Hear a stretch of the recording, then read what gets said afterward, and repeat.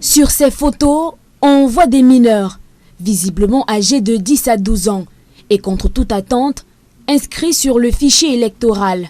Cette révélation scandaleuse est faite par Kawala, leader de Stand Up for Cameroun. Beaucoup de mineurs qui sont en train d'être inscrits. Et là, quand nous regardons la base de données, on constate bel et bien qu'il y a des mineurs inscrits sur la liste électorale du Cameroun. Mais comment expliquer une telle aberration alors que le code électoral stipule clairement que l'âge de vote est de 20 ans révolu?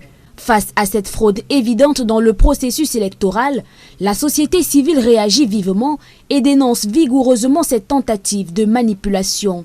Nous avons découvert cela avec beaucoup de perplexité et on a réalisé que le Cameroun est descendu cette fois plus bas que poubelle. C'est une forfaiture de plus, c'est une forfaiture de trop et la société civile va prendre ses responsabilités. Cette fuite révèle les failles du système électoral camerounais et soulève des interrogations sur l'intégrité et la crédibilité du processus électoral à quelques mois de la présidentielle. Et là, on commence effectivement à s'interroger si effectivement on va, n'est-ce pas, dans une élection saine et apaisée. Parce qu'on sait très bien que nous avons demandé la publication de la liste nationale. Les acteurs de la société civile affirment que de telles manœuvres ne seront plus tolérées, car selon eux, le peuple est déterminé à exiger un changement. Quel que soit ce que ces gens vont poser comme acte pour rester au pouvoir, on ne pourra pas retenir le vent,